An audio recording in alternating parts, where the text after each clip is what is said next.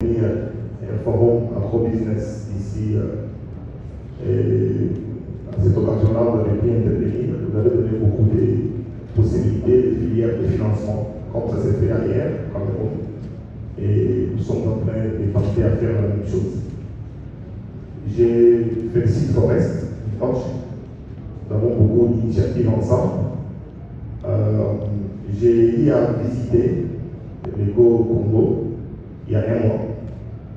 J'ai vu les potentiels que vous avez au Katanga avec mon collègue des finances et des budgets. La RDC va vous soutenir et nous avons beaucoup de projets ensemble. Même hier soir, on a été ensemble pour réfléchir pour d'autres projets que nous devons faire. La seule chose que nous pouvons nous suivre, c'est que nous devons accompagner. Il y a beaucoup de tracasseries dans tout ce que vous avez comme charge liée aux investissements. Mais je crois qu'au niveau du gouvernement, toujours avec les collègues, il y a eu beaucoup d'initiatives qui ont été prises, notamment pour arriver à vous accompagner. Je considère qu'il y a une augmentation de la production, mais que la concurrence extérieure nous met à mal. Là-dessus, nous avons mis ensemble le ministère de l'Agriculture, le ministère du Commerce extérieur et l'économie nationale et les districts pour étudier, mais ça va être très rapidement fait, et prendre les mesures qui consistent à pouvoir trouver des accommodations, sinon des mesures qui nous permettent finalement de protéger cette filière. La question qui se pose à nous est celle de pouvoir nous assurer que la production nationale permet de pouvoir couvrir la demande intérieure. Dès lors que nous avons cette réponse-là, nous allons prendre très rapidement ces mesures-là et ces mesures sont en chantier, les équipes travaillent déjà. La production nationale sans lesquelles il n'est pas possible d'une part de rencontrer la demande intérieure et d'autre part de réduire notre dépendance vis-à-vis des importations des produits pour lesquels nous sommes le mieux dotés en ressources naturelles, pour lesquels nos entrepreneurs locaux sont en train de travailler très sérieusement. Je voudrais aussi profiter de l'occasion pour juste vous informer que nous avons mis en cohérence nos politiques en tant que gouvernement. Les politiques agricoles, dans l'agricole, mon collègue pilote, le plan directeur de l'industrialisation et la stratégie de promotion des exportations et de diversification des marchés. Et là-dessus, des choix prioritaires ont été faits en termes de produits. Et les produits que vous êtes en train d'exploiter tombent dans la sphère de ces priorités.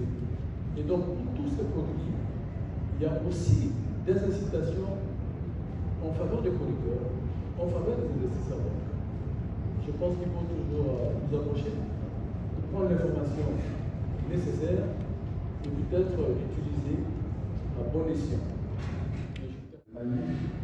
Comme l'objectif est arrivé en 2030 à 40 000 hectares de maïs, ce qui fera plus ou moins l'autosuffisance d'une partie du Katanga en maïs, en farine de maïs.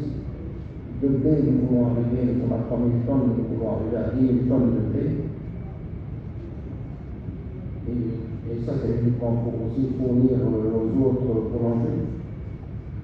Notre objectif est de ne pas exporter et mettre tout sur le marché local uniquement. Mais pour cela, il faut aussi que toutes ces importations frauduleuses qui se passent s'arrêtent pour pouvoir promouvoir notre activité, parce qu'aujourd'hui on se passe à une importation frauduleuse qui est énorme. Mais notre objectif est de continuer malgré cela. Nous allons produire également de l'huile de palme, mais uniquement pour nos productions de mayonnaise et de margarine, parce que nous ne voulons pas importer l'huile de colza qui est souvent prise dans la mayonnaise, mais avec une huile de palme très raffinée. Nous venons de lancer également des plantations de papaye pour faire la papaye. Ils ont mis 30 000 plante de papaye pour faire un essai. Et nous faisons ça avec un partenaire qui est mondialement connu, le leader, c'est en Belgique. Donc voilà des projets qui sont dans le futur immédiat, dont nous avons commencé. Et notre objectif est d'arriver en 2030 à atteindre plus ou moins cet objectif. Aujourd'hui, nous avons investi pour plus de 100 millions pour fonds propres. Notre objectif est d'ici 2030 d'arriver à 250 millions d'investissements. Ils m'ont encore inspiré de savoir ce que je peux faire dans le futur. Mais j'ai un problème qui est vraiment capital, c'est le problème de financement. Et là, je m'adresse directement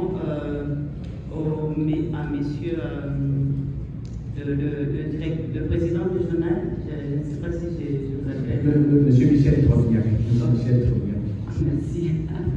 Voilà, je vous ai entendu parler de ce qui concerne le financement pour le petit projet que vous pouvez subventionner. Moi, je suis dans le besoin de ça pour avoir la subvention afin de démarrer vraiment mon projet de production d'huile d'arachide. Je vous en ai parlé de la production d'huile de palme, mais malheureusement, je n'ai pas entendu parler de la production d'huile d'arachide. Et pourtant, la RDC produit énormément les arachides, mais nous ne possédons pas l'huile d'arachide produit made in Congo. Alors, c'est dans cette optique que je me suis dit que pourquoi pas ne pas produire cette huile d'arachide. Alors, j'ai besoin de savoir comment accéder à votre subvention. Merci. On apporte ma contribution et développer ce que nous faisons et permettre aux gens de pouvoir copier la même chose et développer. Parce que plus il y aura du monde dans l'agriculture, mieux ce sera. Donc mon apport, c'est d'encourager les investisseurs à venir investir au Congo dans l'agro-industrie et également promouvoir les Congolais à investir dans ce domaine futur, dans les mines. Parce que le futur du pays, c'est l'agro-industrie, c'est l'agriculture. Les villages qui sont autour de nous, nous les aidons, nous donnons les semences et nous rachetons toutes leurs récoltes. Donc nous faisons également faire des entrepreneurs congolais qui se développent, nous sommes prêts à leur acheter aussi. Agricole avant d'être un pays régnier.